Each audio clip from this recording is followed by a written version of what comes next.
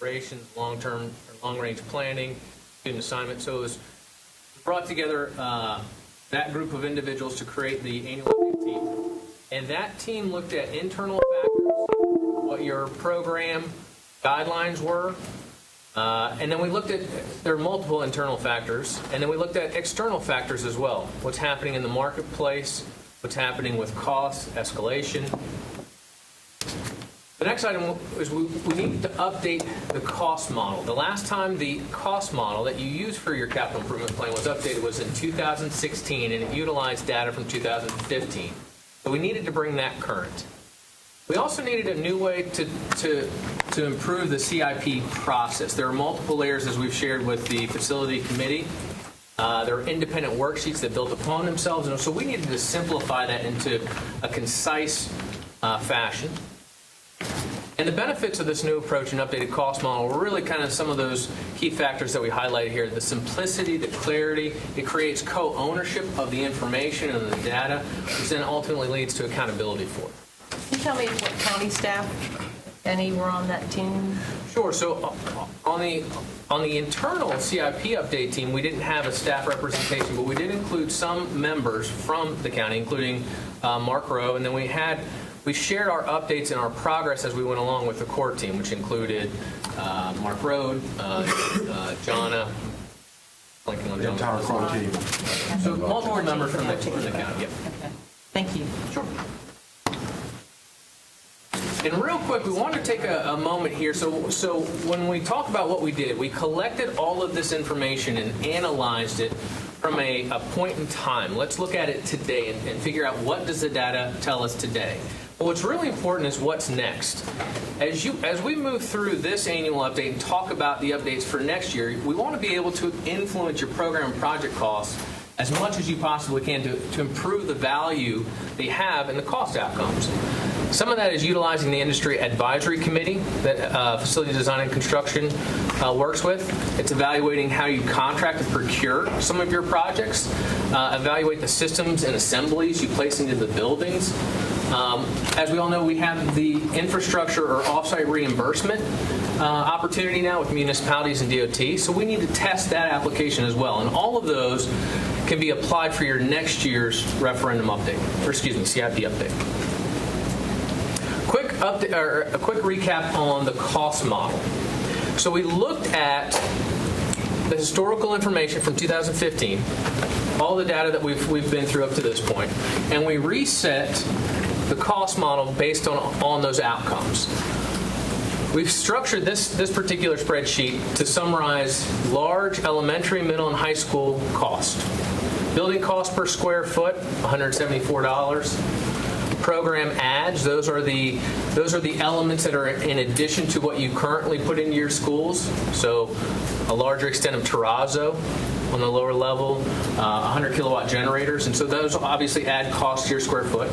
A reset on your site cost per acreage, and we saw that elementary and middle schools came down slightly. Public infrastructure is your average expense on public infrastructures through your projects over the last 4 years. And all of that then summarizes in your new cost in 2018 dollars for a new elementary, middle, and high school of the large capacities. $41 million for an elementary, $65 for a middle, and $115 for a large. Which again talks about the importance of really focusing on what's next. How do we influence this as we get into the balance of this year so we can drive those costs for 20, 21, 22, and forward. We also had the asterisk here at the bottom. We had some recent bids since we did this analysis. That was Parkside and Northridge. Parkside being a new school and Northridge being the renovation. Both of those schools came in. Parkside at $172. And a half dollars per square foot, and Northridge at $177. So we tested through those bids and those results. We were able to test our model as it sits today. All right, another quick recap on escalation. I know we've all seen this table here. Really, the key years right now that we want to look at are 19, 20, and 21. And we want to look at three categories related to the construction industry. One is the building, that's your cost per square foot for the building. then your site, anything from the building out to the site boundaries, and at times beyond for public infrastructure, and then FF&E, that's the material, the equipment that you fit out a building with. All of those have varying escalation rates. We talked about some of those are more local market driven, some of those are not affected so much by the local market, like FF&E. What we saw as we looked at the information, both historically and projecting forward, is that right now you're carrying a 4% escalation rate in building for 2019, and 2020 is 3.5%, 2021 is also 3.5%. We're seeing that needs to be adjusted respectively to 5.5%, 4.5% for 2020, and 4.5% for 2021. So you see the difference, the delta, the 1.5 for 19, the points for 2021. Site was a bigger impact. Site numbers holistically in this market and really kind of nationally have eclipsed an escalation rate faster than building construction has. In this market, you had planned for 10% next year, 7% there on out. We see the need to adjust that to 12% for 19, 11% for 2020 and 21, and then we're leveling in years 22 and beyond. And again, on an annual basis, as we get the opportunity to explore this and dive in, these will be adjusted each year, which is an advantage to the system. FF&E we saw holding pretty steady at 3%. And if I may, again, the core team was involved.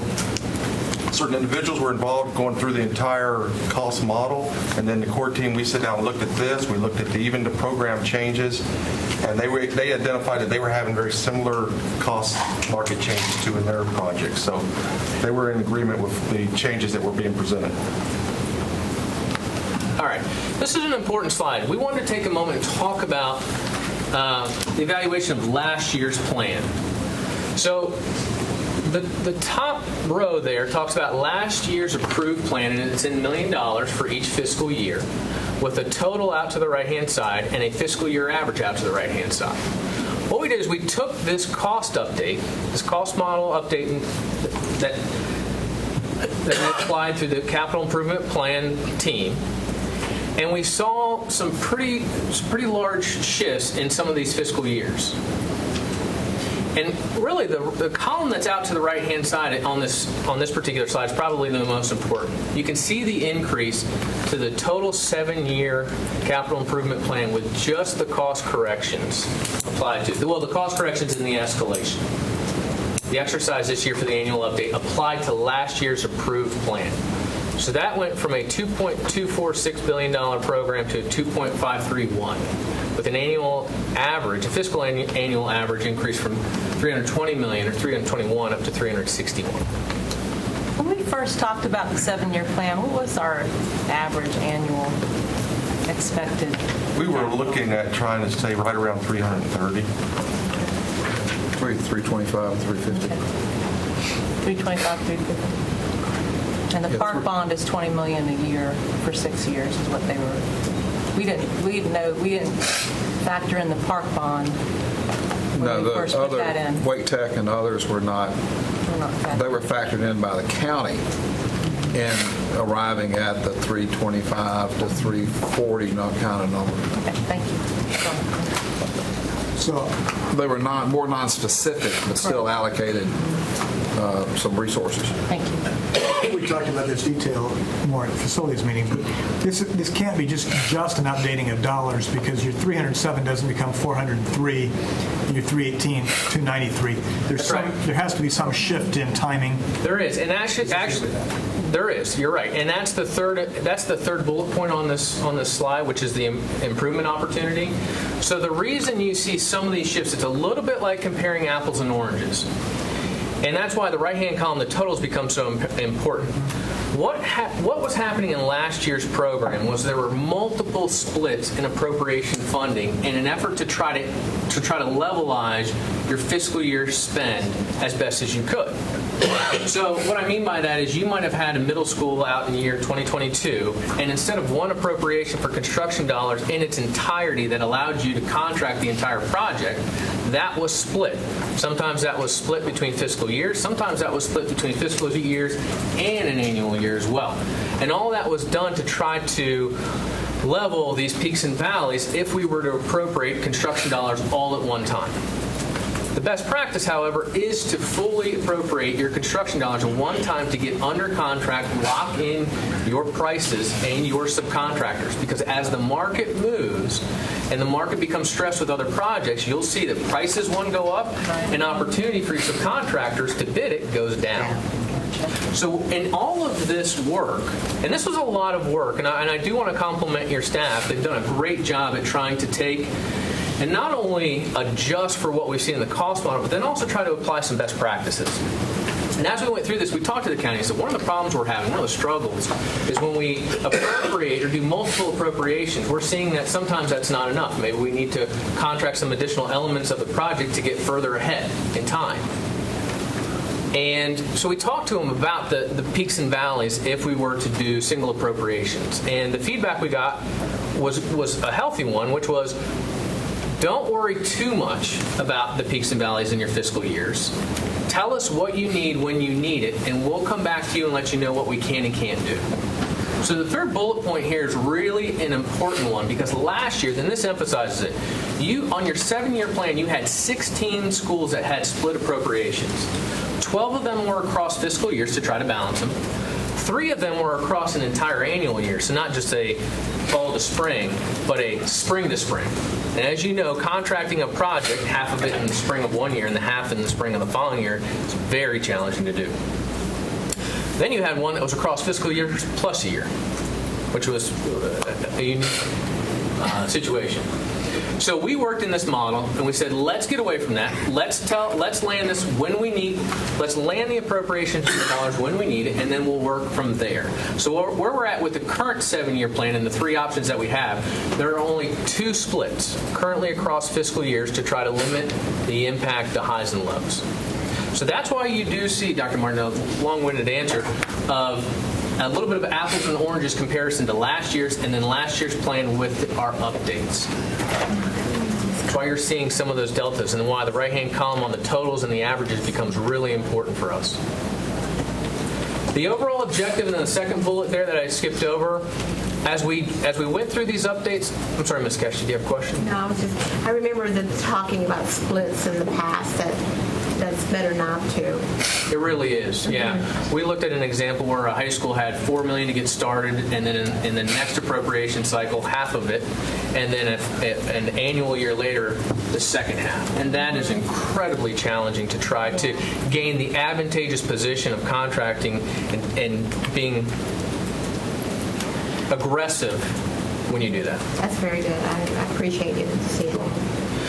So as we did this update and as we looked at schools and applied the update and talked about the appropriation sequencing, we shared this with the core team, as Joe mentioned, and the objectives that this entire group came away with was we needed to reduce the total. The last year's plan with the 2018 updates was not a viable plan to take forward. So we needed to reduce the total. We also, as best we could, needed to reduce the fiscal year averages. And we needed to be mindful of the upcoming referendum. So with those objectives restated at the beginning, we evaluated, can a new school be eliminated from the 7-year plan? Short answer was no. Can a renovation be eliminated from the plan based on need? Again, and the answer was no. In addition to that, we also identified that an additional elementary is needed for growth and capacity. So not only could you afford, whether in your growth or capacity, to lose a new school or renovation, the answer being no, you also had to add an elementary. So the conclusion the team got to with all of this was that we needed to place a new elementary in the model. We also needed to transition the construction appropriation for a renovation outside the 7-year window. That allowed us capacity from a cost perspective only. Joe will talk to you about capacity in a minute.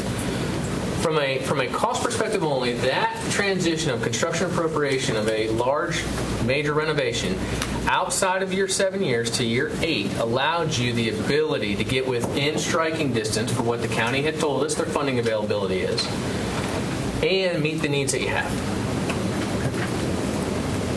All right, internal considerations. We wanted to re-examine the scheduling and sequencing of all the schools in the plan. So this is where we said, okay, now we know what our constraints are, we know what our goals are, we know what the impacts of this update are. Let's look at every school in the plan where it sits today and reevaluate it. Make sure we feel confident it's where it needs to be.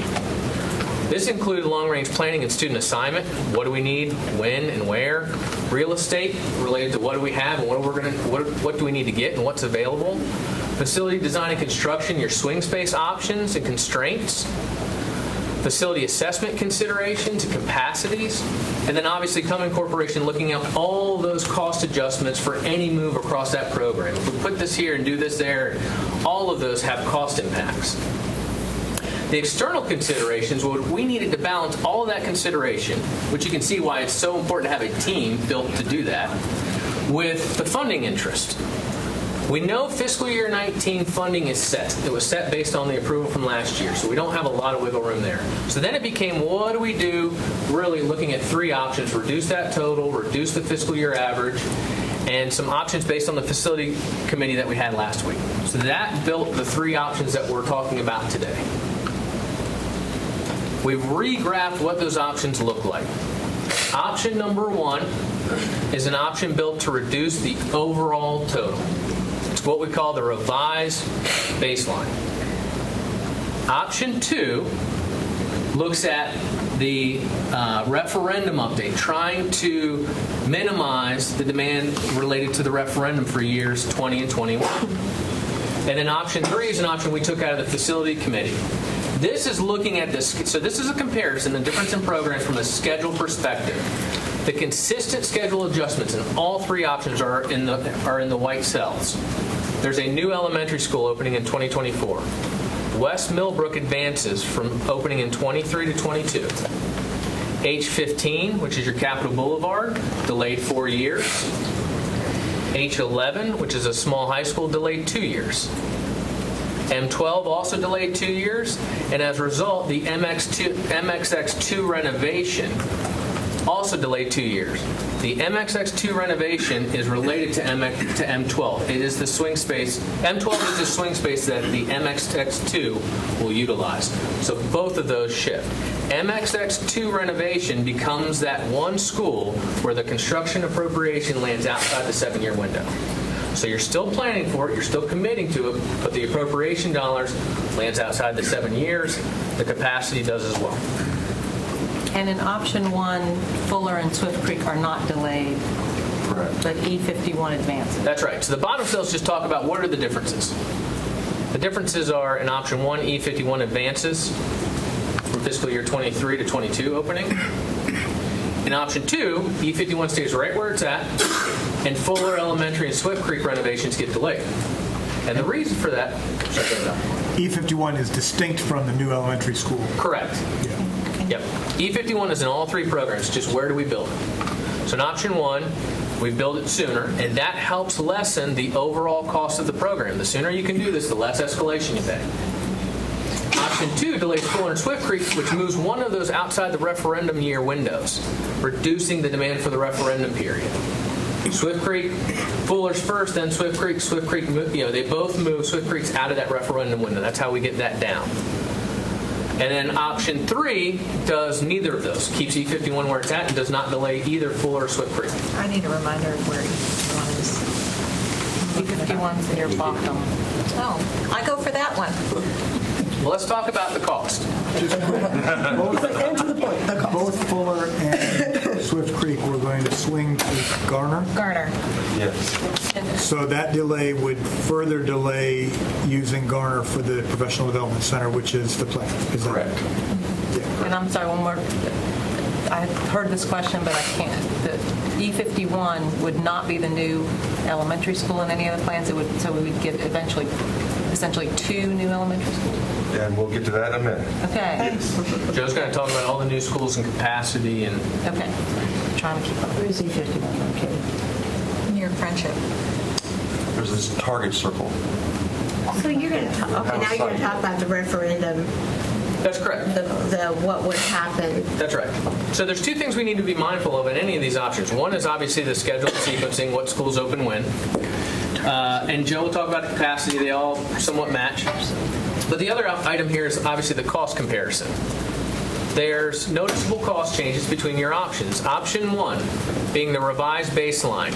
You'll notice that the two numbers in the right-hand column are bold because that was the focus of option 1. Let's get the program down from a cost perspective as competitive as we can get it in your 2018 update. So option 1 gives you the lowest of the total and fiscal year average. Okay, now again, this has us all appropriating as much as we can at one time. Option 2 is a referendum adjustment. Option 2, with the two moves to your renovations, has the lowest demand in fiscal year 20 and 21. So those two categories are highlighted. And then option 3 was the facilities committee input, where we don't delay a renovation, but we also don't accelerate the E51. And that's kind of in the middle of both. That's the one I wanted to see. Right. So the totals are in the middle, and the referendum years are in the middle. So it's kind of a balance of the two. And as you can imagine, as we've shared this with the county, with internal teams, there's a lot of input and interest in varying views and fashion. So we've built these three options to share with you today. And they're looking at 3 2-year bundles. Yes. Right now, they're looking at 2-year referendums. So back on the previous slide, I can see the county potentially would like option 2 for fiscal years 19 through 21, but then 22 gets hit with a big jump, whereas option 3 seems to smooth that out. I worry about that kind of a big jump because that's the big enough jump that I always worry that he comes back and says, oh, we can't do that, it's too big. So, And it's the most expensive, so like I said, I know that option 2 we noted in facilities committee was a little bit more expensive, but the county preferred it because of when the funds were available. But does fiscal year 22 give anybody heartburn?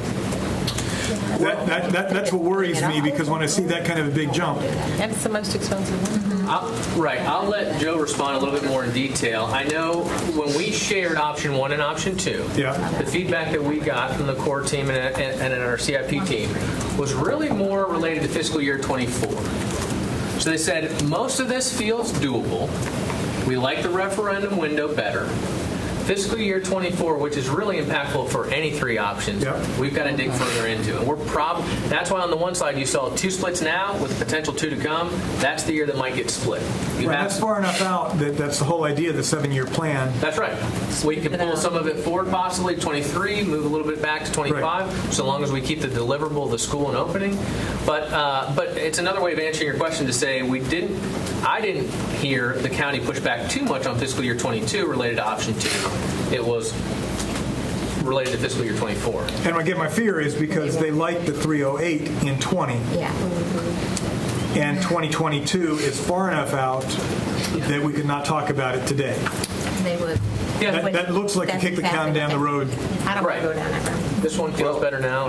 That does kind of lead to this next slide. Okay, as you take these, the county modeled each one of these, all right, to look at what the tax increase would be. The first 2 lines across the top were the tax increases that were identified to meet the original plan. All right, as you see, That was with the $2015. Or that's $2018. That's not one we're even looking at. $2015. that is correct. As you see, option 1, which was the one that reduced the total cost system-wide, the total cost at the very end that Brian talked about, had actually the highest tax increase for the first bond vote, okay? You notice across there, the second bond vote is almost the same. It's the same, pretty much, both of these, all these, when they modeled What do we it. think now? There is one slight estimate, though, that would change. We did add that elementary school in there later, which does fall into that middle time frame, but that would be the same for all of them. And then the bond vote out in 2022, that was the one, as Brian mentioned, had the bigger concern, I think, with with the county, was meeting those. And option 3 is in between, Yes. Option 3 would be Split the between difference. 1 and 2. splitting the difference. Yeah. We think so. We shared that with the county, and they're running the same analysis on it now. We don't have that information back yet. So with that, as you look here, any of the options would require a higher tax increase. Option 2, with the referendum adjustment, provides the lowest tax increase. Lower than continuing on limited obligation bonds. Correct. I mean, If you were to go with limited obligation bond, your rate would be even higher. Well, it's the lowest for 2018, but if you sum it all up, I'm not great at arithmetic in my head, but if you sum it all up, is it still lowest? 390 and 120 is 410, No, it's not. 350? No, it's 510, 585. So I think option 2 is mainly a kick the can down the road. It is kick the can down the road. We don't, Joe, the referendum adjustment includes other projects beside the schools, That is why you see 2 numbers there. and it includes increasing the fund balance as a the county's fund balance as a requirement to help balance against the asset load of the county. It requires a higher cash amount. So it all doesn't go to construction. Part of it goes in the bank as an asset in their debt calculations. that only happens in the one? Or It happens in all of them. Well, then it's no difference, right? It happens in all of them, but it is Raise the taxes, put money in the bank. David's trying to. When we were required to build up their fund balance to Right. align it with the amount of debt to maintain the bond rating. right. Which is up It's to a just that third of their it's budget. not. It's like the lottery. It's not disclosed how much money we really get. So, sorry, go ahead. No. The reason, okay, we're not weighing in now yet, I guess. The reason I liked option 3 and I asked for it was because I don't want to kick the can down the road, and I don't want to delay Fuller and Swift. Now, I know that that means E51 doesn't advance, but again, I haven't, and you might be going to show this to me, I haven't been able to see everything I need to know about student assignment yet to understand the advancement of that. And since that raises it considerably for kicking the can down the road, that's why I lean towards 3, where we don't delay and we don't advance. That's just my opinion. And I concur with you a lot on that. We still don't know what, I recall one of our last discussions on SWIFT, based on a variety of issues, is what is our capacity need in that area? And I want to strongly support SWIFT because it's one of the schools in my district and it's a great little school. But there was even some discussion as to whether or not we needed a school in that place, whether that should be reassigned to some of the other neighboring schools. I mean, I hate to bring all this up, but my point is that's not all decided. But if SWIFT wouldn't need its renovation, then E51 would advance. Well, you could move things around within that, but the Yes. same dollars, close to the same dollars. But we've got to get that settled first. But we still can get that settled within this window. So I'm too. If I may, let me just provide some additional information. First of all, E51 advancing most likely will not provide any capacity, oh no, I have to take that back, it would. Okay, never mind. The biggest part of it is it provides more time for the renovations to be done that will swing into. Okay? So chances are that it would still provide capacity about the same time as it originally did, even though you advanced it. The Swift Creek, if I may, the Swift Creek and Fuller, if you remember, they ended up in the position they did because of the swing space. Correct. Otherwise, they would have been lower in the priority program. all right? They were moved up because the swing space was available and you wanted to use that swing space and then free it back up for the future use that was planned for it. So, But it doesn't take long walking around both of those facilities to understand that the need is real. It is not. Right. Well, we all have real need in that. yeah, there's a lot. But that's a really good point, because that's some of the movement that's been going on because we need the swing space.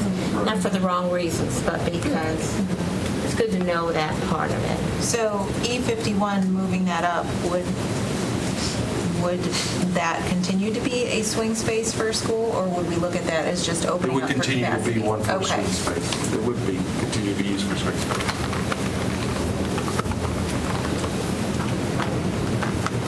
So let me kind of go into the next part here, all right? All three of these options, what do they provide, okay? All three options basically provide the same impact when we start to look at capacity, all right? It just provides them at a different time within the 7-year window, all right? First of all, just a reminder, the first line out there shows the projected growth for elementary, middle, and high, the number of the membership growth that you would see over this 7-year window. The next line shows you the capacity that would increase during this window based on all three options. It would provide that capacity for elementary, middle, and high. You see there that in each case, the capacity is exceeding the projected growth during that time frame. The next two lines want to show a comparison between the approved plan from last year and this plan. You will see that last year's plan has 8 elementaries, where this year's 7-year period has 10. So last year's 7-year period had 8. This one has 10 elementary schools in it.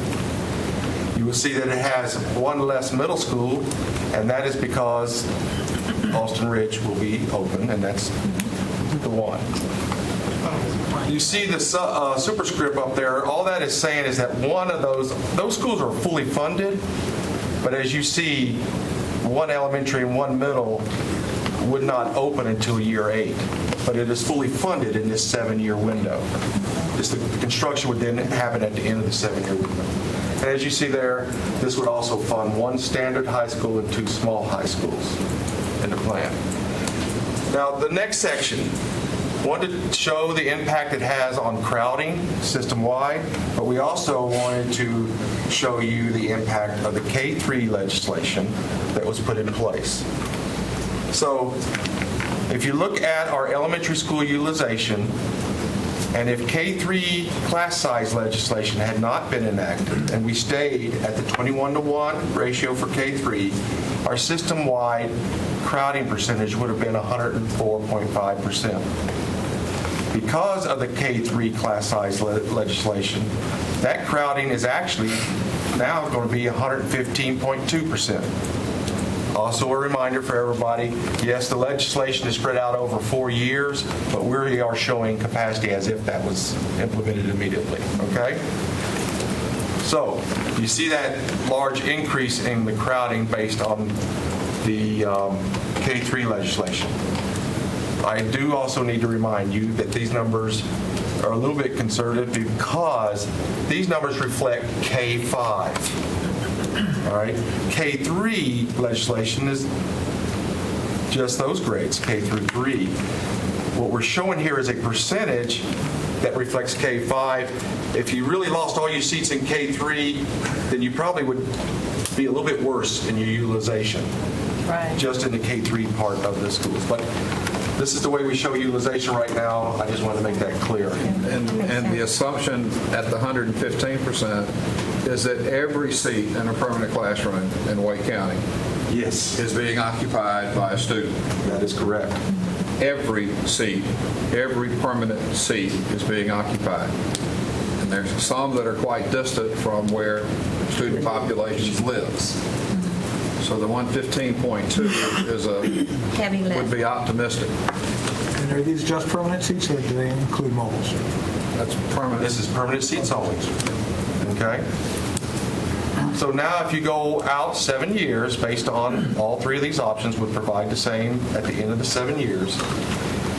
If the K-3 legislation had not been enacted, the system would be right around 101.8%. And what that basically equates to is that you would only need 2 more elementary schools in order to have reduce your crowding to equal 100% district-wide.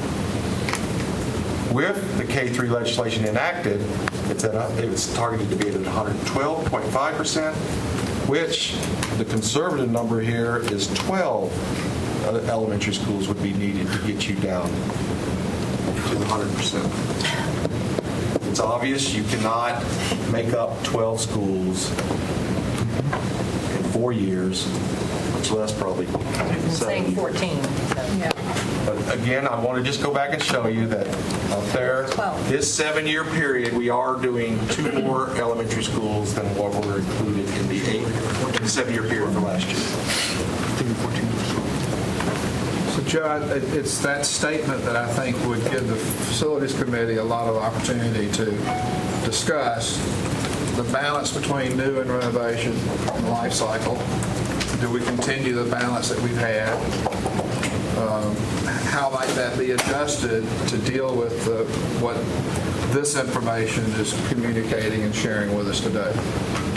That's part of what Brian mentioned in terms of reviewing all the things that go into the next update on this plan. If you count the new schools and then you count all the renovations strictly as renovations, there is some capacity added there. Right. But if you count them strictly as renovations and you count the life cycle that is in the 7-year plan, 52% is going towards new and 47% For renovation and life cycle. is going to existing schools. 52 and 47.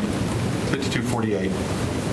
And if we didn't remove all the trailers, you could change those numbers somewhere. This is assuming all the trailers are out. No, ma'am. Well, this is saying the trailers are is. This is permanent capacity Permanent capacity. only. Okay? If you Counting add the trailers in, those percentages will be lower. Well, I know, but I'm saying if we counted trailers, that's what I'm saying, the percent would be lower. So Yes, it would. Well, I guess I'm asking, is the board trying to remove trailers everywhere? There's I some. think we're trying to bring the total number down. Originally, when you and I were on the board before, we wanted to set that limit at about 8%. And we wanted to leave some for flexibility. but Right. the- Now, a better they're no investment. longer flexible because it Right. costs $100,000 to move. Right. And most municipalities now have set fairly egregious requirements, cosmetically, location, to move one onto a school that's in a municipality. This is a better investment. Interesting. Yeah. No, this is, I'm So not. there's a balance, and I don't know When that I we've say- determined what that there's a absolute balance. number is. We haven't done But we that. got way too many right now. Now, okay. What percent is?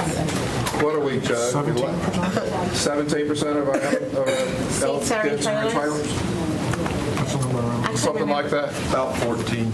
Okay, 14%. so we were, okay. So we haven't really ever talked, recently, because we don't know what our percent. Well, we've talked You about think it. there's but 20,000 kids in temporary classrooms? Yeah, I didn't know if we had a Particularly when goal. you start thinking about security issues. Yeah, and I didn't Red actually flag. know if you had said something in the building plan, because I've only been here a No. while. It's such a big lift that it's conversation can't even really happen. If I may, the assumption over the past couple of updates and CIP 2013 was to match growth, but sometimes provide an additional school in high crowded areas. So the intent there was if you continue to match growth, you would gradually start making progress.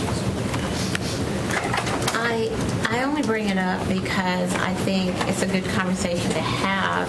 I wouldn't expect us to have a number yet, but while we're talking about this, it's because when you talk about renovation and you talk about looking at a building program that has no trailers, you'll start to get some conversation in the public about what our objective is. Only reason I ask. Well, building the number of schools that are in the plan, we're still got 12% of our elementary kids in Nowhere. non-traditional classrooms. On Skyhooks. Right. So 12% of 75,000. That's a good way of gauging where we have non-permanent seats. That's right. And I would think that renovations will help us regain market share, use those renovated spaces more fully. Because a lot of parents choose not to go to some of our schools because of their lack of modernity. You mean they're old? Oh, my Like us. Lack of modernity. That was a stretch, sorry. Can the school take a nap? I know. Thank So you, that- just like we did. If they get inside It's the called building and renovation. see what's happening, they So get I excited. think Getting them inside. the objective at the board table tonight is to approve a resolution asking the county to fund the schools in this plan. So we ought to go ahead and have some of that discussion now, I think. Correct. Looking forward to see if the board can decide on which option they would like to proceed. So can you go back to the schedule comparison? There we go. So are there changes in, do Fuller and Swift Creek in option 1 get pushed back, or is it E51 just advances in addition to that? E51 is the only. Okay. That's right. Oh, that's a. So that's a Fuller decent and option. Swift Creek are the I same like in that 1 and 3. I like 1 and 3. 1 or 3.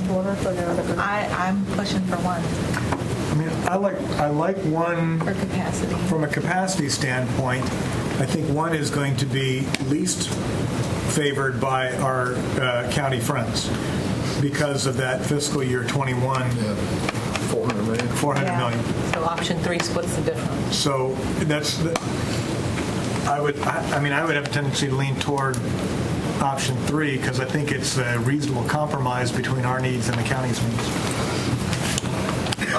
If I may, again, I just want to say that staff did sit down and look at this very closely. They looked at the timing of these different projects and worked with student assignment. So from that perspective, the schedule adjustments that would be in the referendum option number 2 would not be an issue assignment-wise. And based on that discussion, all I'm saying is that there's several benefits to option number 2. It still provides you some gain on your elementary seats. And just a reminder that the plan now includes the 4 additional classrooms for all the elementary schools. That's all part of also trying to address the K-3 issue. But it, So are you confident about the $414 million a year? I mean, if we don't like a $405 million a year, how are we going to like a $414? So that's what concerns me. I mean, I agree with you from student assignment. Option 2, everything got figured out. And it strikes me that option 2 could have some breathable flexibility with, you mean option 3? I'm sorry, option 3 would have some flexibility with respect to E51 versus the Fuller and Swift. Well, I mean, even And at the end, it's the most expensive option 2. And there was some discussion, I was not there, but at the county's work session Monday about smoothing, that the 7-year plan was about smoothing the years. I haven't received any feedback from that meeting yet, so. I mean, for me, option 1 looks at a crowded school and 2 capped schools, and will bring it and will renovate a 60-year-old school. And so, I mean, that's my You were only. talking about the renovation at Bochum? But isn't that, that's in the plan anyway, right? Because all it does is advance it by 1 year. And M12 is Bryan Road Middle. We should recognize that. And that's delayed in all three. Well, I thought M12 was either or. Well, no. And I guess it's moved to. Yeah, it's delayed 2 years in every single option. Yeah.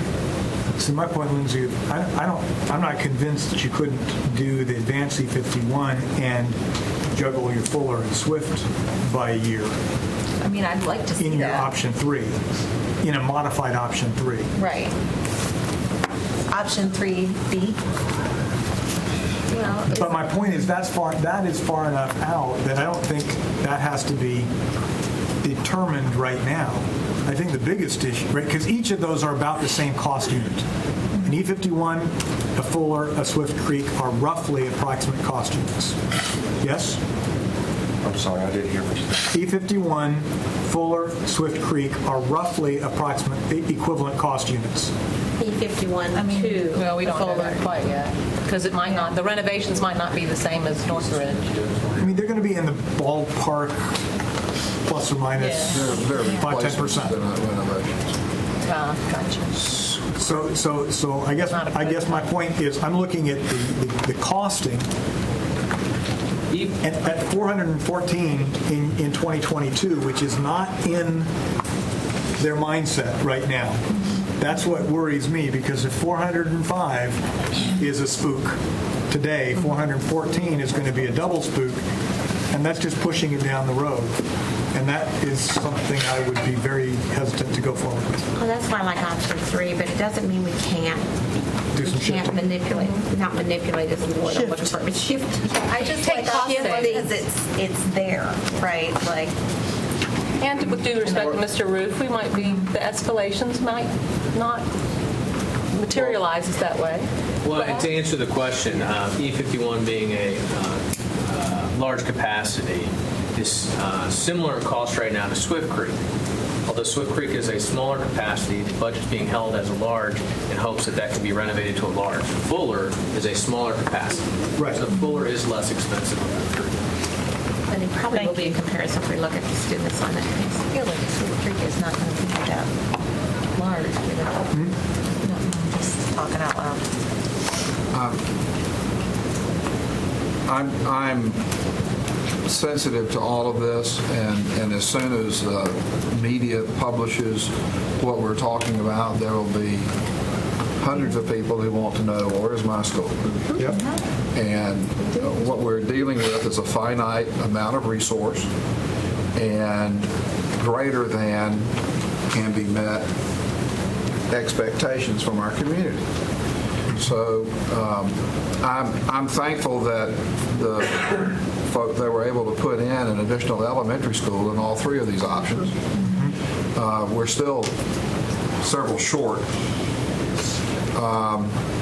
And so I'm kind of leaning toward option 3 myself as a result of the good conversation we had in Facilities Committee.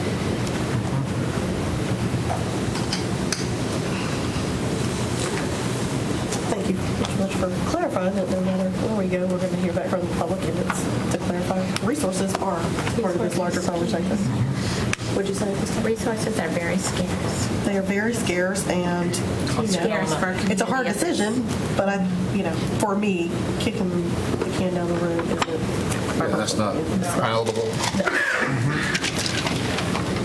We're having to do it in the operating budget. I don't want to do it anymore in the capital budget.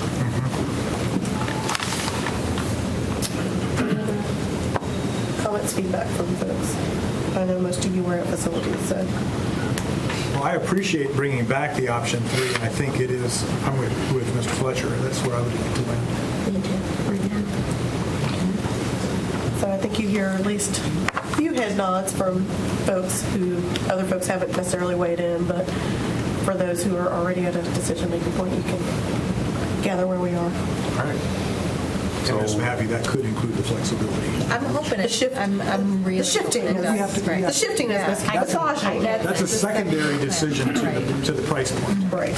No, and strictly from a price point, I'm on board with option 3. Like I said, option 1 is tempting to me just because I had that in writing. Yeah. That's right, Lindsay.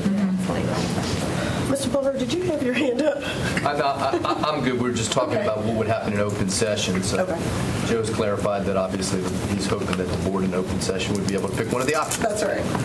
Well, Ed, Well, we're open right now. But in terms of review of the actual request that, what are we calling it? Requested funding? The resolution for. Yeah, the resolution. Does anybody have any questions about the content of the resolution? Because that's essentially is we're asking for an amount of money over a period of time. It's almost identical to the same one as last year, just the dollar amount. So to Mr. Blumberg's point, of course, we will discuss this, but I want to make sure people have all their questions answered to the degree that we can while we have both of you on the table before we go up front.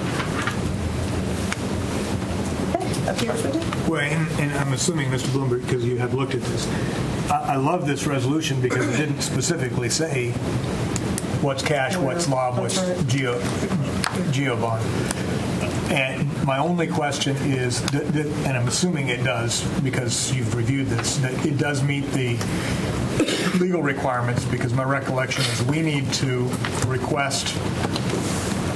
initiate the request for a geo bond. Do we need to put a dollar value on the request? I mean, what we tried to do with the 7-year plan is come up with the joint decision, but still legally, everything, as I understand, is still set up with tension instead of cooperation. The dollar value is in the resolution. Dollar value of the 7-year plan is, but it doesn't say what size is the geo. No, it should. That's not our call. It's not our call. I know it's not our call, but I wasn't sure whether legally that needed to be part of the request. Sorry, I think you were confusing us. I was like, wait, I don't think that's our role. No, I agree it's not our role. Bond counsel for the county is the one that usually sends over the proposal regarding the resolution to assure compliance for what they need for the bonds and so on. And so do you know whether that this has been vetted by bond counsel, if it's the same one in the past? I don't know whether there needs to be another one for the bond. It was shared with the county and asked, this is exactly the same as last year. Yeah. Any concerns, any recommended changes? The response came back, no, this is fine. Okay. Okay. All right. Thank you. Thank you. I think that was clarified.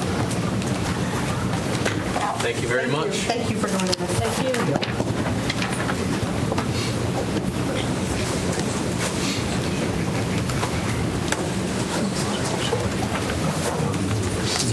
So, Dr. McMillan, looks like you got several people. Pat Leonard, Melanie Rowe, I think are going to do most of the heavy lifting here. All right. I do have a supplementary handout. Right, is it in Finley?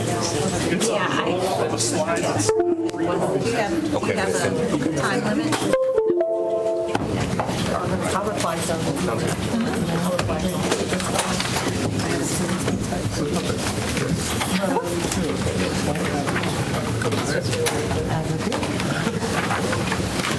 The handout is just a blown-up version of slide 8 in the presentation, which on the screen will be totally unreadable. This is blown up. I know. Thanks for pointing it out. I know. Still easier than the screen.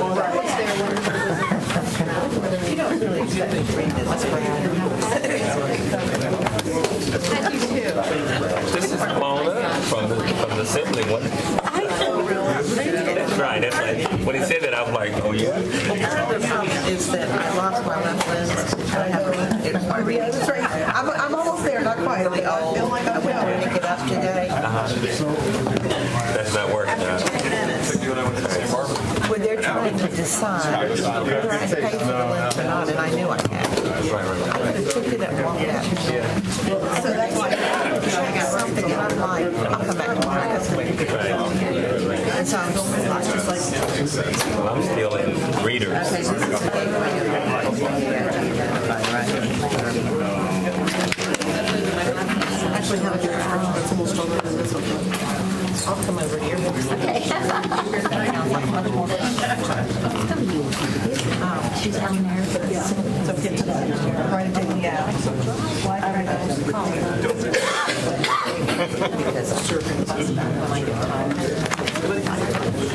Well, you need to know what. I know you will.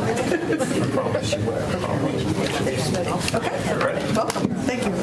Good afternoon, Madam Chair, members of the board. We're going to ask that you take your facilities hat off. Really, this is a huge transition here. And we're going to talk about AIG, and I know this is an update that you've been anxiously awaiting as a board. We're going to talk about the results of our first K-2 cohort from our Nurturing for a Bright Tomorrow pilot. So we have Matthew Leonard and Melanie Rhodes are here to represent our programs. Something that I'm not sure that you're aware of, Dr. Alina Treat, our director for AIG services, retired at the end of our last month. So we are in a transition phase at the director level of that position, but I think it was important for you to be aware of that and why she's not here with us today. She's celebrating somewhere, I can promise you that. So Matthew, do you mind starting us off? Dr. Tree. All right, good afternoon, everyone. This is a really exciting time to share the results from the first cohort that participated in Nurturing for a Bright Tomorrow. This is a project that kicked off in the 2014-15 school year. And we're anxiously dealing with a chronic problem in youth identification, which is the racial ethnic identification gap. This is a problem that's been documented. It has widespread documentation using national, state, and local data. Our motivation for this began back in another chronic problem we're having. Motivation for this work began back in March of 2014 when I was in the Office of School Performance with Dr. Darrell Hill, who is a former colleague of mine who most of you on the board know. He and I were asked to essentially audit the gifted identification counts by race, ethnicity across the district. And so what we did was we utilized a statistical technique that would tell us the difference between the numbers of Black and Hispanic students who we expected to be identified as gifted and the number of those students who actually were identified as gifted. And what we found alarmed us. We learned that in 73 of our elementary schools, there was such a gap where the expected rate trailed the actual rate. And then in schools that had this gap, it averaged about 8 students. And so that was particularly telling for us. And we also learned that in 40 of the 73 schools, these were Title I schools. And so we were able to sort of see where this issue was most concentrated. This initiative kind of started as a partnership with Duke University. Duke University in 2014 approached us with a project called Bright Idea 3. And many of you may be familiar with Bright Idea 1 and Bright Idea 2, which were the precursor to what we were going to call Bright Idea 3, and which ultimately became Nurturing for a Bright Tomorrow. Dr. Angel Harris, who's a professor of sociology at Duke University, approached us with this multi-component curriculum designed to narrow and hopefully close gifted identification gaps, and asked us, based on our participation in Bright Idea 2, I believe it was, at a few of our elementary schools, if we'd be interested in doing this. And we said, well, what evidence do you have that Project Bright Idea works? And they presented a host of descriptive findings, but as you know, we have a very strong commitment to rigorous causal evidence in the district, and so we said to them, well, if we're going to do this, we're going to launch it as a randomized trial. And so that ended up being a win for both parties because Duke turned around and wrote a Jacob Javits grant to the tune of more than $1 million to support this effort, and we think that's because we insisted that they write the grant in a way that was evidence-based. And so what we did was we received these funds and we kicked off Nurturing for Bright Tomorrow in the district. Many of you have heard some coverage of nurturing in the past. The News and Observer and WNC have covered it. There was some interviewing going on during that period among teachers and leaders at Knightdale Elementary School. And then Duke, in one of its own publications, interviewed a few of our, we call them nurturing lead teachers, who waxed poetic about how great they thought the program was, and so that's a really nice contribution from them. Jen and Lynn also are going to be curriculum writers for what Melanie will describe later, and so it was quite prescient that these two excellent teachers, model teachers, appeared in the Duke publication prior to our next move on Nurturing for Bright Tomorrow. The curriculum has 3 parts: thinking skills, habits of mind, and task rotation. Thinking skills consist of books for individual students, which are designed to teach them how to observe, recognize, describe, distinguish, identify analogies and classifications. The habits of mind take skills a step further and are designed to internalize the skills. And then task rotation is a system by which students at different levels of learning rotate through a task at different stations. And the 4 stations are called mastery, interpersonal, understanding, and self-expressive. And the different task formats are designed to differentiate learning and help each student express his or her ability to recognize and articulate what they learn through thinking skills and habits of mind. The site selection process resulted from the audit that I described earlier. We identified 52 schools with gifted identification rates in math and reading that fell below the district median. We reached out to all 52 of those, and we were hoping for about 32 schools to participate in the pilot, with 16 in treatment and 16 in control. We did that. And then what we did was we ranked those 32 schools by their gifted identification rate, and then within each pair of schools, from the lowest match pair to the highest match pair, we randomly assigned nurturing to one of those schools. And then we notified the 16 treatment and control schools of what their roles and responsibilities were. They knew this beforehand, but the notification part came after schools were identified. Our control group has been asked to, over the years, conduct the teacher disposition survey, which the treatment schools also did, and they were also asked to administer the Naglieri test to first and second graders. And the reason the control group schools are asked to do that is so that we have a way to compare outcomes for both treatment and control over the period of the study. Yes, Dr. Martin. Help me a little bit with the treatment and control on identification. So all the schools were aware that they were going to be part of the study. Yes. Yeah. And so the treatment used this curriculum. The non-treatment conceivably were at least aware of the deficiency in identification, and were supposed to carry on doing what they were doing, or were they at all encouraged to be on the lookout for and identify children? I mean, the treatment and control here, I'm just having a little trouble with knowing, here's 16 schools. No, just keep doing what you're doing, not identifying people. I'm sure that's not what you were doing, but that would be the extreme of the control. So can you help me understand Sure. the difference a little bit? We absolutely did not tell any control group schools to not identify students. What we asked them to do is continue implementing USTARS Plus, as well as KITS. And USTARS Plus is an off-the-shelf program that's designed to be used a few times a week for 20 or 30 minutes, so something is happening. And then KITS were within district-designed set of resources designed to raise the expectations and behaviors of potentially gifted students. So these were all programmatic-based. I mean, an awful lot of identification, maybe it's just my bias showing through, is building that relationship and saying, hey, you've got incredible potential here, let me work on that. So that interpersonal stuff was or was not included? We're not completely sure how well implemented USTARS Plus and KITS have been over the years. We've heard that some schools do it really well and some schools didn't do it very well, and so this is the crux of the issue. What are we doing district-wide to try and narrow this gifted identification gap? And Nurturing for a Bright Tomorrow, as a successor to Bright Ideas 1 and 2, seemed like something worth trying out. Of course, with limited resources, we couldn't do this district-wide, and so we had to concentrate it within a single pilot group of schools. And so at no point in time did we suggest that you shouldn't do your best to identify the most promising students in your class, but we had, within the absence of really rigorous evidence that met our standard, had to try something new, and we thought that Nurturing for Bright Tomorrow was that thing. Just more like status quo was the control group. But they had these different gateways. I would hope all of the schools had access to the different gateways. Sorry, Mrs. Scott.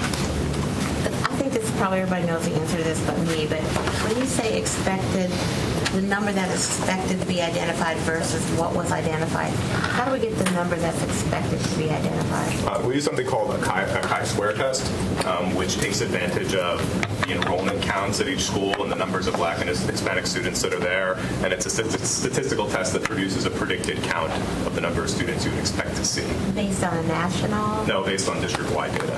What if we're not doing good to begin with? That's a great question. Okay. The numbers speak for themselves, and I'm happy to talk through. But that's what we have to go by. That's the best test we can use at this point. Okay, good to know. Well, I do have some of that same question. You're using your district-wide numbers to make the assumption that, which is where we need to get to, that all students should have a similar identification rate. Is that how you're getting to the predicted value? What we're trying to do is narrow the gap between the numbers of Black and Hispanic students we would expect to be gifted compared to their white counterparts who are typically... Yeah, but for the expectation of how many should be there, we're using, to determine the expectation value, are you starting with the assumption that there should be no gaps? Are you taking anything like socioeconomics or anything into account in making your prediction? Well, we couldn't take socioeconomics into consideration at the time due to restrictions by DPI on the use of those data. Sure. But what we do is we create a distribution of the expected probabilities of students being identified, and that corresponds to a number. Based on the district rate. The district rate, yeah. Starting at where we The district are. rate, irrespective of other Right. We're starting at where we are. Okay. Assuming that rate is right. Exactly. Yeah. And Daryl, It's not necessarily right, it's just where we are. That's where we are. That's what I was about to say. It is a reference point. It is the baseline. That's all we got. It's the baseline. Yes. So when we all get the baseline, we then can do better from there. and if it's helpful, Daryl and I produced a brief summarizing the procedure that I'm happy to share with the board. That'd be great. Yeah, that would be. I'd love to. Okay. Thank you. So randomization, going back to the randomization process. Sorry. One concern whenever you randomize an intervention to two groups is the concern that they might not be balanced in the end. And we did find that randomization was balanced. We had roughly similar numbers from a statistical standpoint of students who were racially or ethnically based by treatment and control, by gender, by other status factors such as LEP or disability status, as well as on measures of prior achievement. And so we felt comfortable comparing the outcomes for these two groups because they were relatively balanced. Those numbers are amazing. So the district's AIG gateways, I'll let Melanie talk a bit about the past, present, and future of these. Great. So I'm just going to kind of summarize what they are.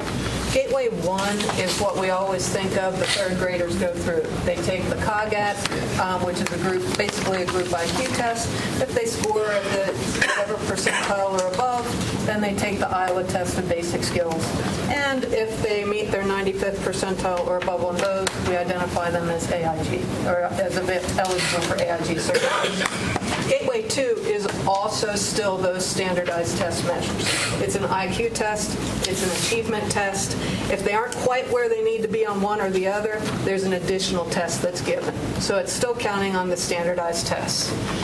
Gateway 3 identifies kids from the intelligence test as intellectually gifted. So those are the children who score in the 98th or 99th percentile. They could be math IG, they could be reading IG, or they could just be identified as intellectually gifted because they scored that high on both components.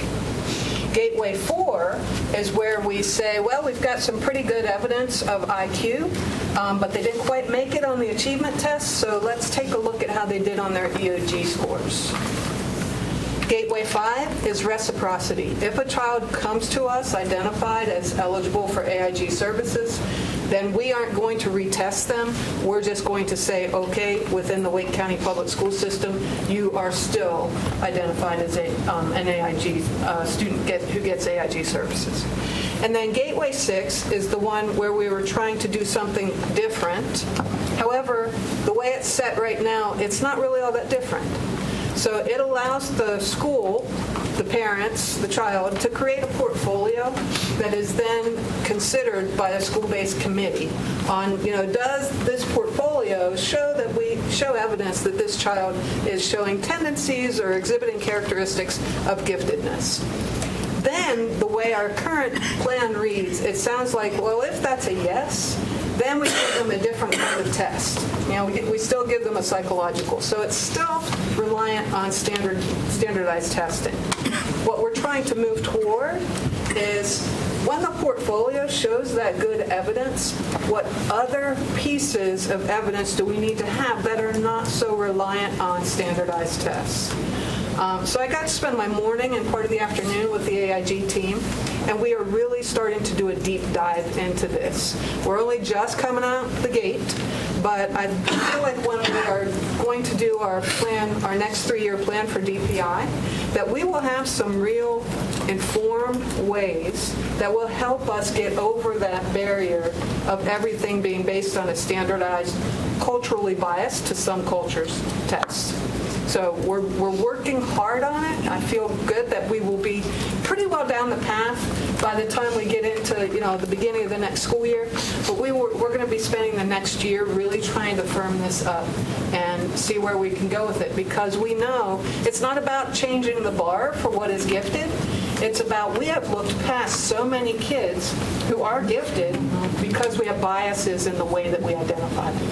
And we're aware of that, and so we're working toward breaking down those barriers and those biases. And the relevance of gateways for our conversation today is that the most important outcome that you'll see later on consists of all students identified via all gateways. When Duke originally came to us, they said, we think that nurturing will have a significant impact on improving outcomes for Gateway 1. And we are considering looking at the impact across all gateways that are measurable. But for the purposes of today's conversation, we're looking at all identified students across all gateways. All right, a word about implementation. We've had a great partner in Duke University in that they've helped us think through the implementation of each of the 3 curricular components. We have met over the 3+ years monthly, once a month, every other month at Duke and every other month here. And as Melanie mentioned, the AIG team members who she met with today, that team has been consistently joining that conversation, as have the Duke counterparts on the other side. Just to give you an example of the implementation fidelity of one of the curricular components, thinking skills, we saw that in 2016-17, across an 18-item instrument, measuring items such as whether the teacher is encouraging students to speak in complete sentences, we saw fidelity of implementation ranging from just under 40% of the time to nearly 100% of the time, clustered around 60 to 80% of the time. So for those of you who are familiar with implementation fidelity, sometimes it's hard to reach the 10, 20, 30% mark. And so we feel that thinking skills has had at least moderate to good implementation in the 1 year where we have pretty solid data on its measurement. All right, diving into results. So we asked 4 major questions. What is the impact of nurturing on the Naglieri nonverbal abilities test? What's the impact of nurturing on the percentage of students who reach Naglieri's 95th percentile? What is the impact of nurturing on the formal gifted gateways? And then what's the impact on school level counts? And so those are the 4 main questions we're asking. And then we're going to ask you to consider 2 additional guiding questions. Melanie just touched on them. And then what role should the Naglieri test, which I'll talk about in a second, play in our gateway development. And so in kindergarten, we didn't have an outcome for nurturing. It was the first year of implementation in 14-15. But teachers in the control and treatment groups in fall and spring took the teacher disposition survey. In first grade, at the end of first grade, students took the Naglieri test, the 2nd edition. At the end of 2nd grade, they took the 3rd edition of the same test, which was slightly rescaled. And then in 3rd grade, which is the grade that first cohort of kindergarten students is in now, in the fall and then at some point in the winter, these students tested for formal gifted identification. And so this is sort of the trajectory of outcomes that we're going to be talking about today. And it's important to bear in mind that the first grade and 2nd grade outcomes are preliminary, and the 3rd grade outcome is the one that we care most about because it represents what we do as a district. Really quickly, I'm going to summarize what an effect size is. An effect size is a standardized unit of impact that we use across programs and years and settings in order to say something about the effect of a program.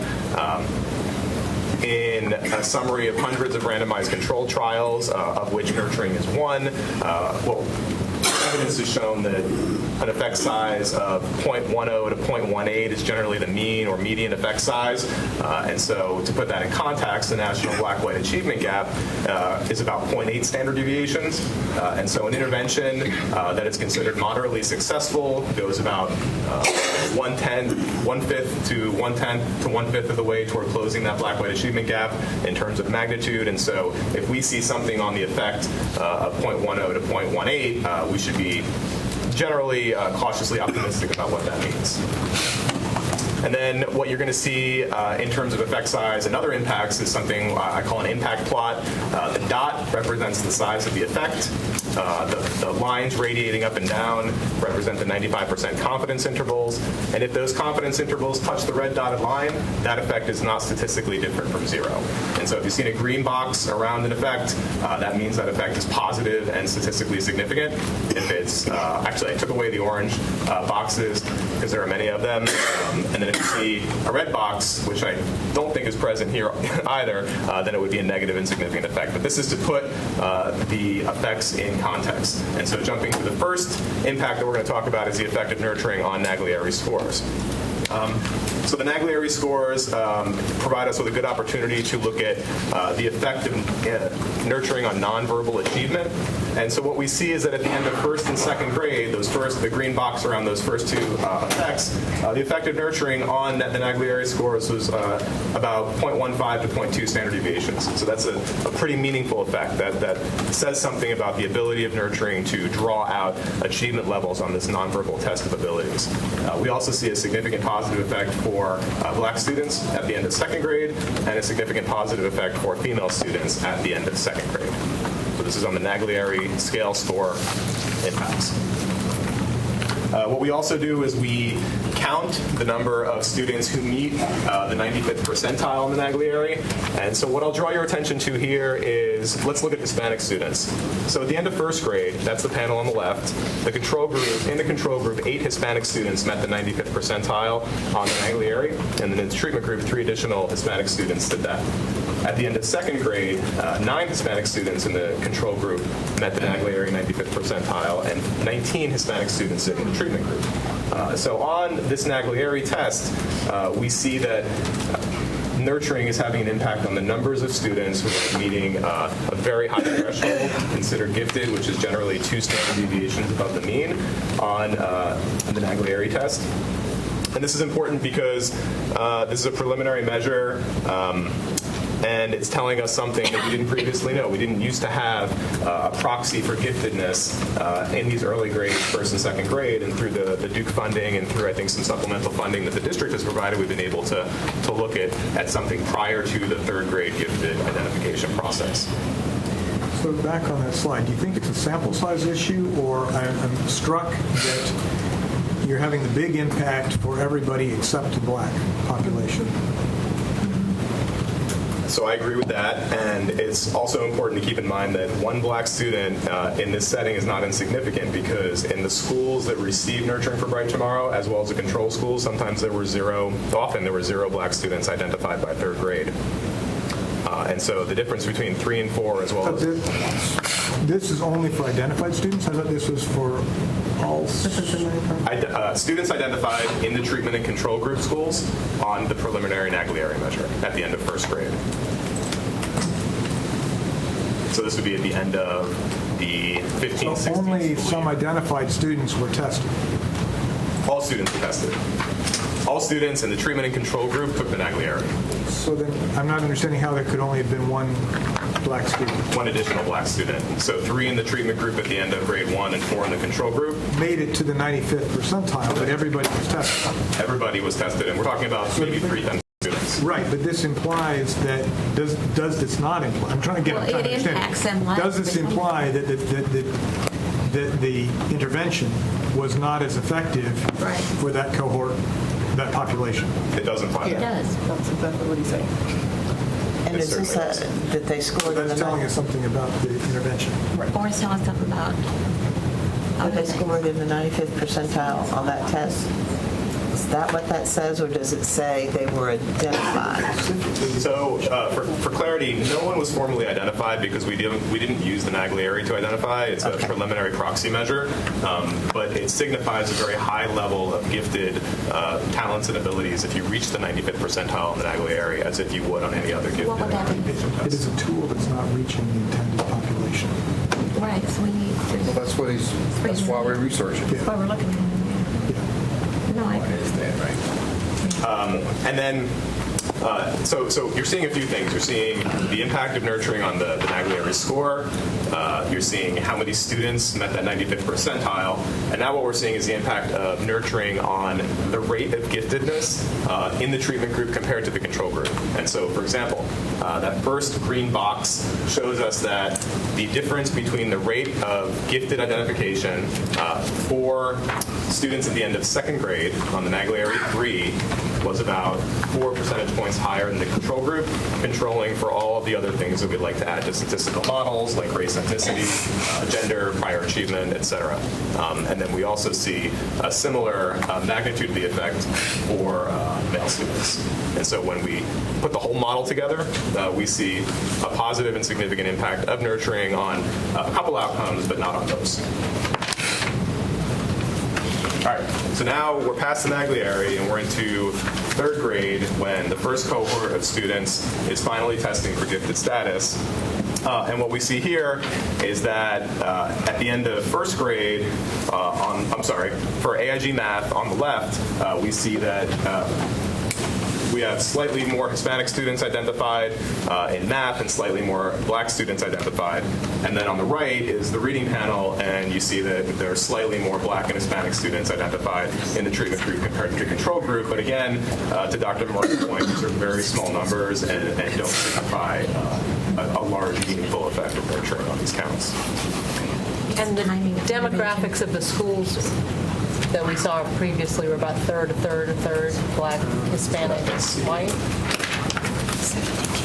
So there were about a third black, about a third Hispanic, and a third white. That's right. Yes.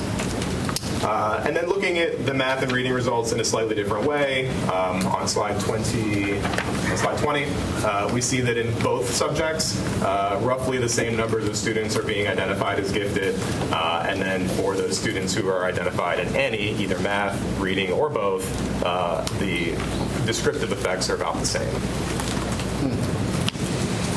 When we look at the impact of Nurturing for Bright Tomorrow on the rate of giftedness, the magnitude of the effect is hovering right around that zero line, which tells us that there isn't much difference at all statistically between the treatment and control groups in terms of the rate of giftedness. And then for black and Hispanic students, we see a similar story. The last thing we do is we look at the effect of nurturing on school level counts.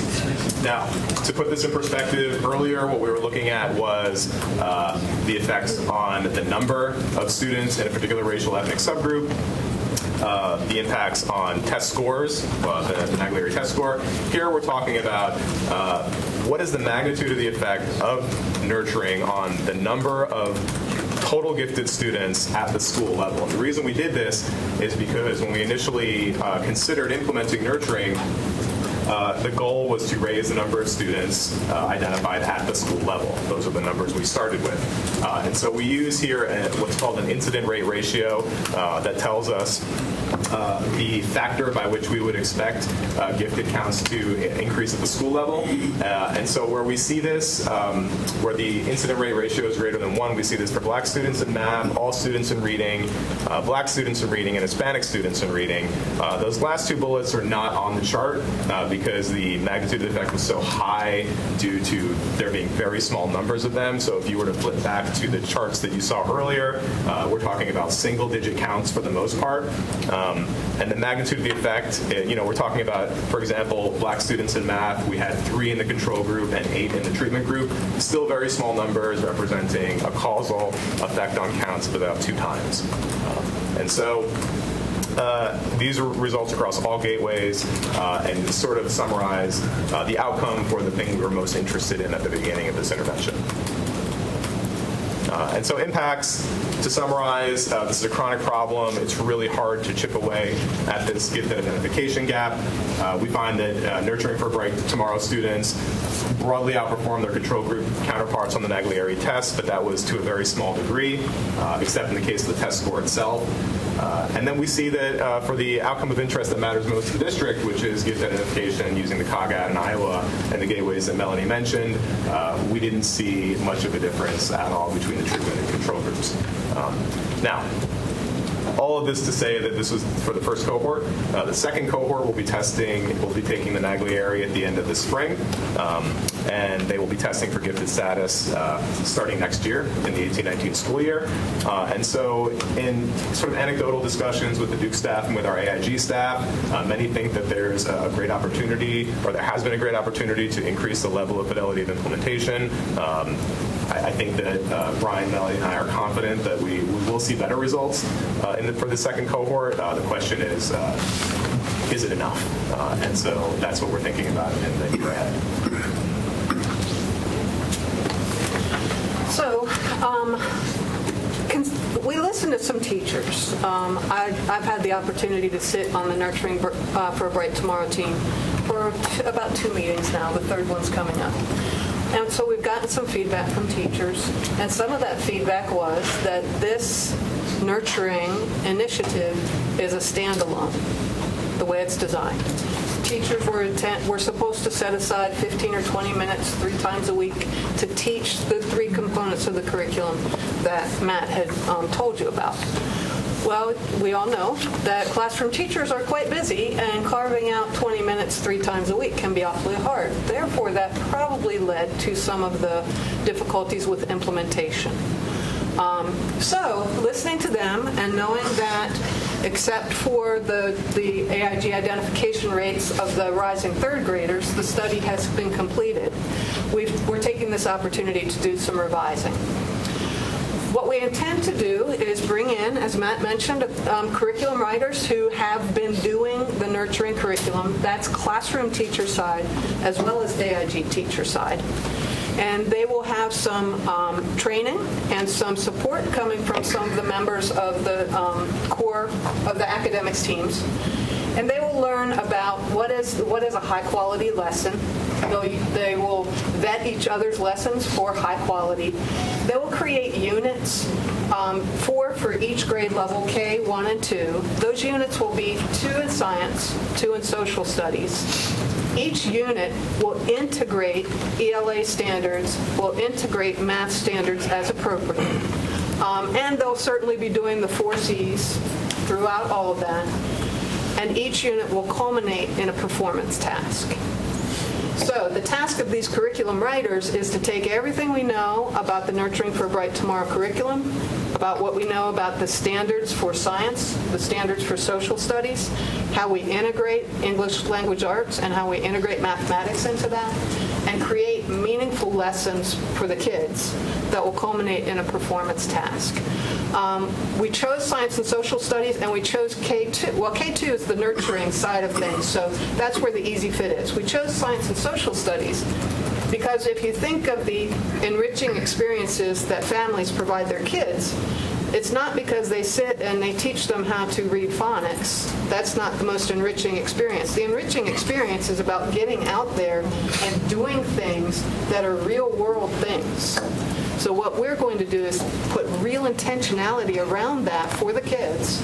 And this will be how we get started. This is what we'll do in year 1.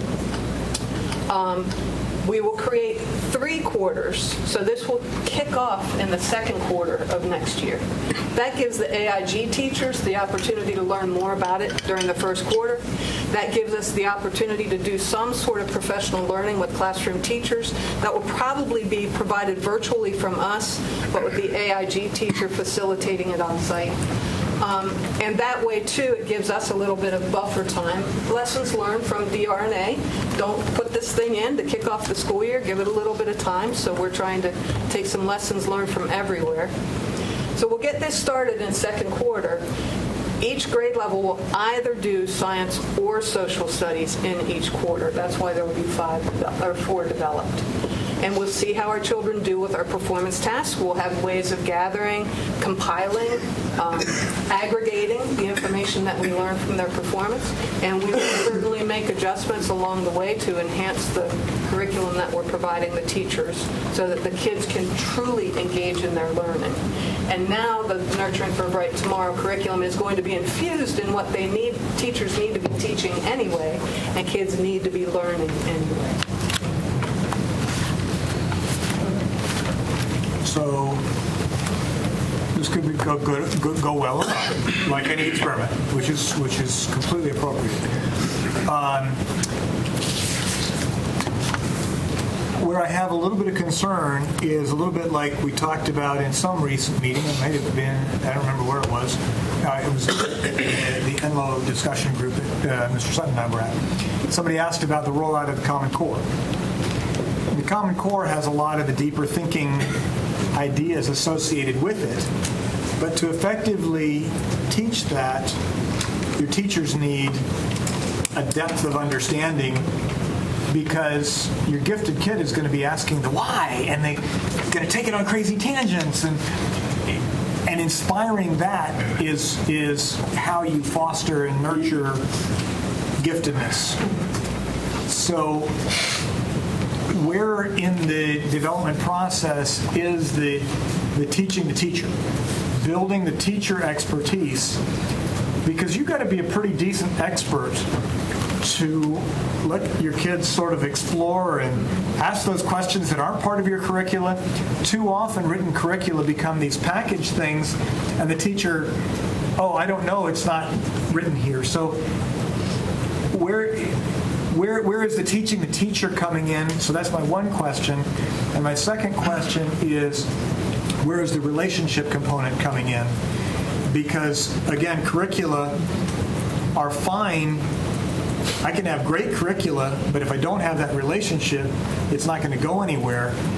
And looking at these statistics makes me suggest that that relationship component was what was missing, because here, go do this curriculum for 15 minutes a day, it's going to take care of it. No, that's not going to take care of it unless I go out of my way and say, you've got potential. It's not going to grow. So those are my two questions. Complex questions deserve complex answers. So it's a multifaceted approach. The work has already begun, but I think we have core curriculum issues that need to be solved. And I think we've been working as a school system aggressively to help fill some of those gaps. I believe our schools are extremely excited around the disbursement of the new text, highly complex text to the second grade teachers that we, I think, efficiently utilize the new Read to Achieve dollars that we recently have.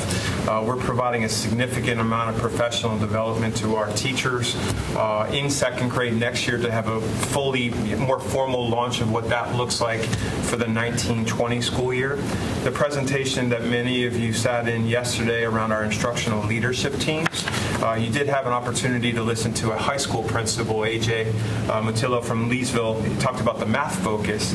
Well, our elementary school principals and their instructional leadership teams were deeply focused on those foundational skills in relation to preparing them for the Common Core. Our strategic plan implementation team has a working group right now, and I alluded to this a little bit yesterday, that's trying to figure out the complexity that we have in a system of our size. Is how do we meet 11,000 teachers directly with their needs for professional development? We put together some high-quality online courses that are, I think, really great, but our teachers are, in our system's culture, want face-to-face. And so we're trying to figure out what's the healthy compromise between what we can offer to get to scale. We're thinking of some blended models where we're bringing in teachers. I think we have a great opportunity next year as we look at our calendars around early release days and our calendar in 1920 of how we can be more efficient with providing professional development direct to teachers on these skill sets. So I think all of these levers have to be pulled. I think the policy expectations, too, around 3,200, you guys have been tremendously helpful with setting a stage when we do provide curriculum, what those expectations are. But when it's not a district-provided curricula, it's really loose in terms of whether a school is implementing with a certain degree of fidelity. And if you remember when we initially announced the TNCP quality review 2 years ago, they had access to a multitude of supplemental resources. So when I hear Melanie talk about the teacher frustration of how do I carve out 20 minutes, it's because there's other programs that are competing for those same 20 minutes. And I think we've done a really good job of narrowing our focus, removing some programs, but we still have work to do there too. That's not an easy transition. All that being said, we're hopeful that the professional development and the new improved content, because that second grade new curriculum will then scale down to kindergarten and first grade in corresponding years as well. So we'll be in a better position. But I'm not satisfied just yet with the pace. I mean, we have kids that are at stake in this.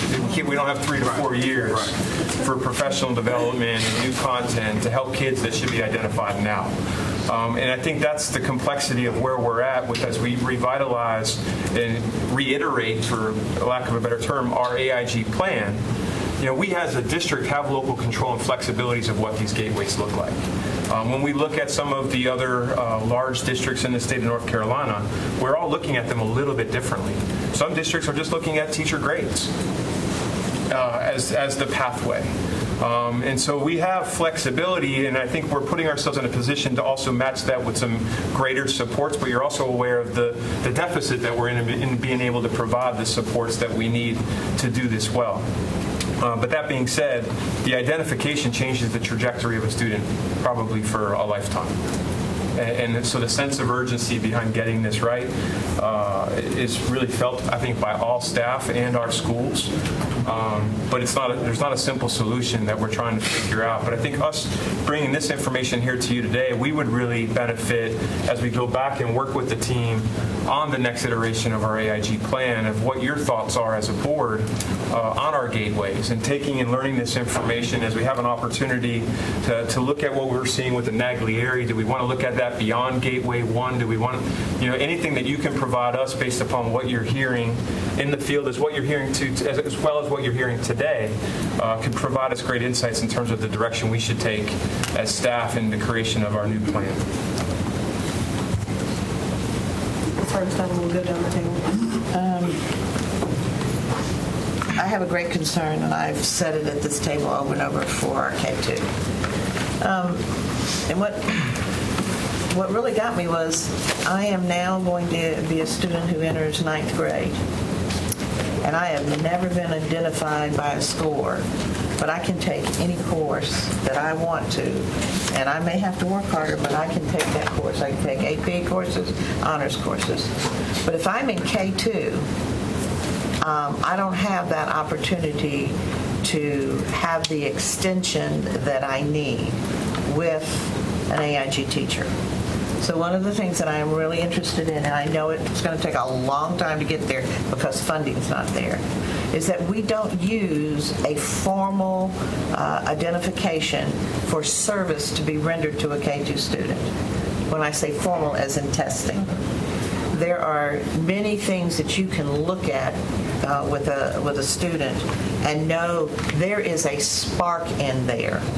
And I don't know if it's many, but there are quite a few children whose behavior prevents them from ever being recommended for extensions because they march to a beat of a different drummer. And their needs aren't getting met. I want to see our district move to having an AIG teacher who works with identified, when I say identified, teacher identified. Like we come up with a way to look and say, are they showing these kinds of things? What do they, when you have a kindergartner and you give them a box of Legos, what do they do with that? I can tell you an awful lot in just observing. So I want to see us move towards having an AIG teacher who can pull kids, not only work on the academic piece, but the piece that really predicts the future is not that test. It's the social emotional piece.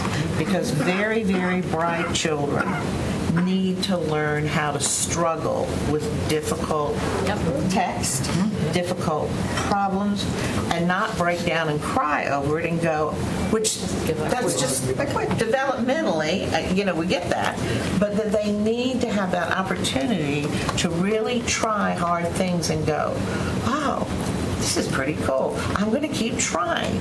I can get there. By the same token, we need to develop that social emotional skills in our kids that are very bright and very precocious.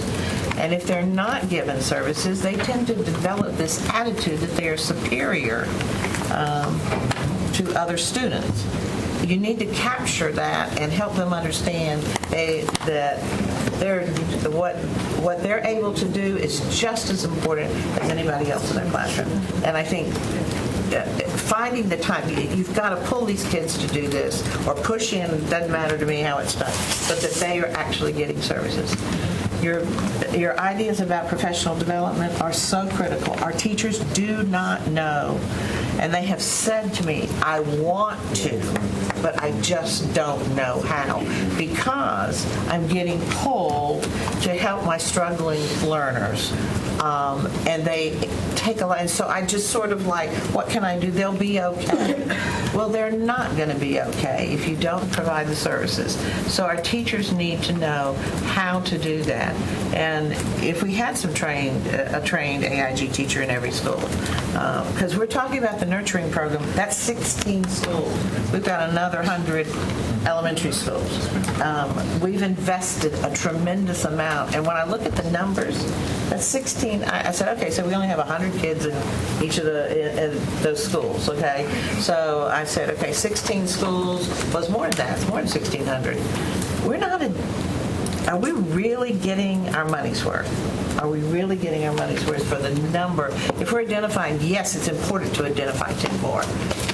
But what's the cost? Could we better train our teachers to better instruct our students and to change core instructions so that if you've got a bunch of really bright children in your room that you're meeting their needs, I'm changing that. Where am I next?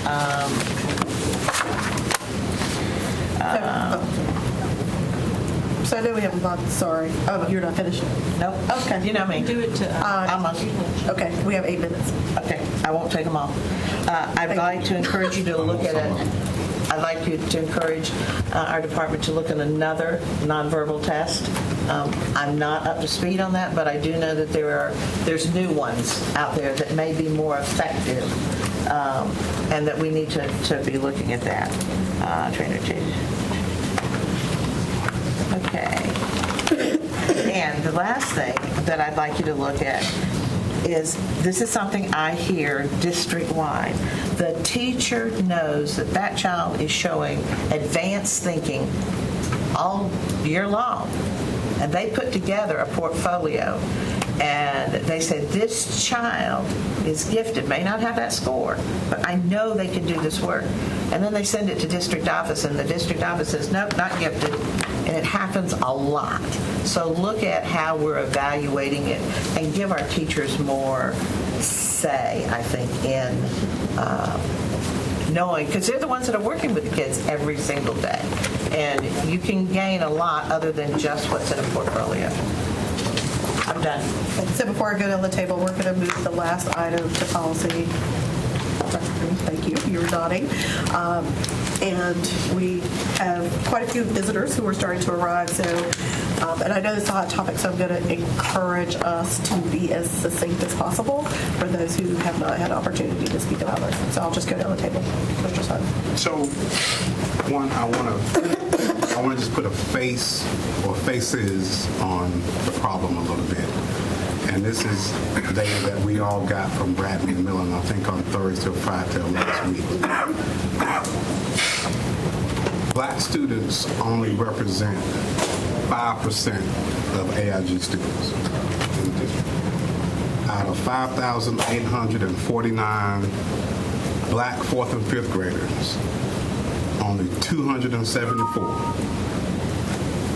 are identified as AIG, based on what I'm looking at here from. Right.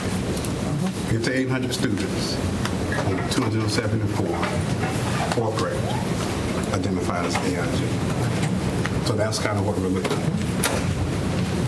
The challenge, it seems to me, and this might not be the best analogy, but if you kind of think of it like affirmative action, all you're looking at, or the problem, or the challenge, is trying to find ways to identify or get as many into the pipeline without compromising the integrity, I guess, of the services that provide. So we're not saying dip down or make it easier for students to be academically gifted. Just give them the opportunity to receive the services if they meet that criteria. So it seems to me that we could simplify the gateways into really just sort of 3 instead of having 6. And of these 5 or 6, all of them have to do with, or perhaps the last one doesn't, standardized test results in some way. So it seems to me that you can have a gateway that's just around standardized tests, and then you might have some sub-gateways that have all these 5 or whatever. Then there might be another gateway that goes to your point about grades, where you said I think so some districts do just recommendations on grades. So one gateway might have recommendations or grades and teacher recommendation. And then a third gateway might be non-traditional kinds of things that might include parent, teacher, self-rating scales, the arts, athletics, leadership abilities, or what have you. But there's an understanding that if you enter even in these other gateways, these sort of alternative gateways, there's still the expectation that you meet or score or achieve or consistently kind of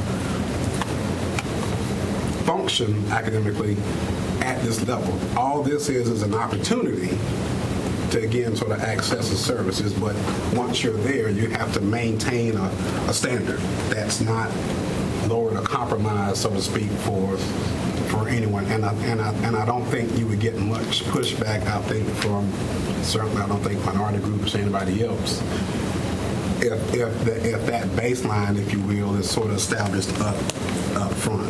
So again, I think the gateways, or the idea around the gateways, is how we give as much opportunity as we can for parents, students, teachers, whomever, who we think might have the ability to be successful if given the opportunity.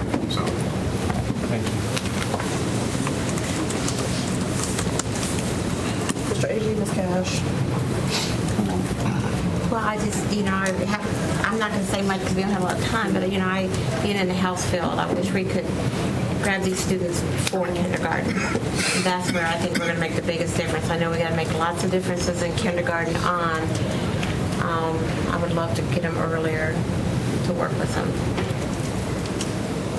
I would just say we haven't found the solution yet, but I'm glad we need to continue the discussion about the underrepresentation and not just identification, but once you have identification, what happens in the classroom for these students and all students.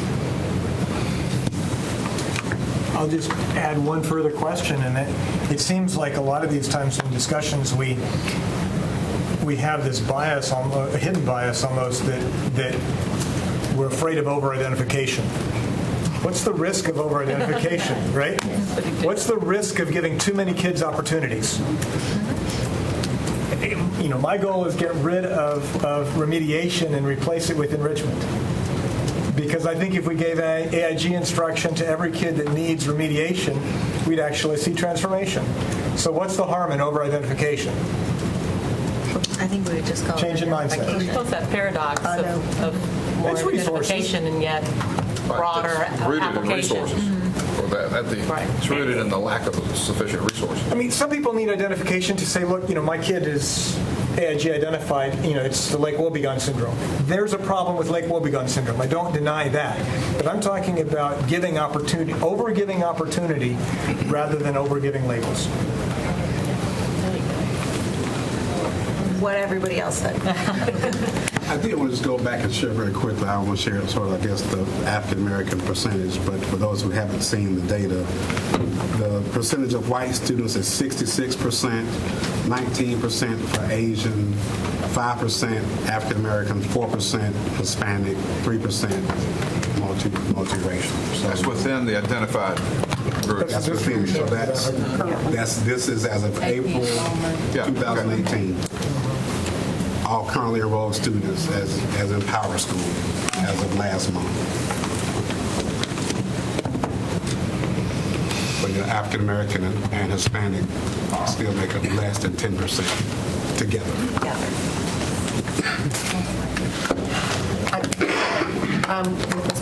Not much I can say other than